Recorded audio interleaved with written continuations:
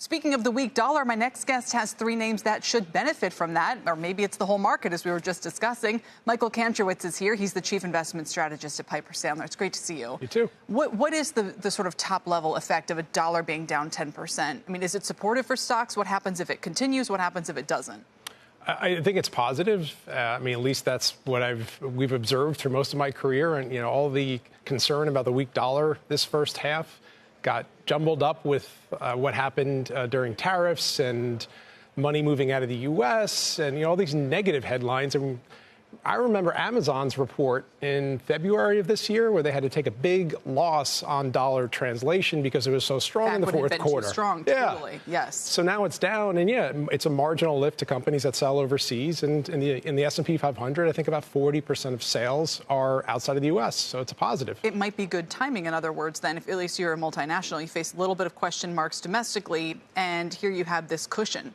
Really, for maybe some of your overseas earnings. Yeah, and you could get to a broader market if you could get the lower inflation rate cut story to continue, and you get earnings that remain fine and even lifted in larger companies that sell abroad. Where do you think we are as we take stock now of everything that has or hasn't happened with the economy and the market? I mean, there's some people who say, great, now we're back to being overvalued. And, look, there's signs of slowing economic momentum. What to make of ADP this morning? So Peter Bookvar had a note this morning. He said, everyone's talking about how the economy's been resilient, but we're averaging 1% growth in the first half, right? So how do you see this kind of as we head into now the back half of the year? Yeah, well, I think we got to take a lot of the data in the first half with a grain of salt. The 1%, obviously that was a lot to do with trade and tariffs. That's not going to persist going forward. It already is not persisting.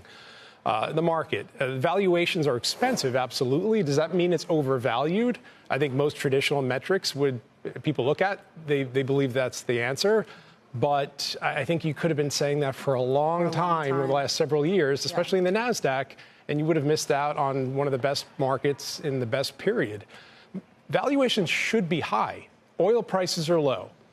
Interest rates, especially for larger companies, are low. They're locked in. They've termed out. We've got profit margins near all-time highs. Inflation's come down. So the risk is not that PEs are high.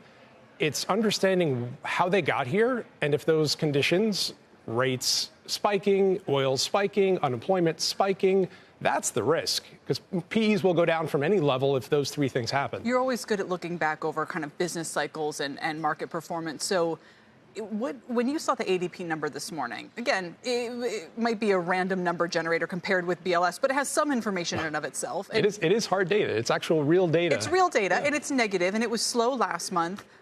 What does that tell you? I mean, especially given, so it sounds like you're kind of fairly bullish on stocks overall, but when you see a number like that, does it give you some pause?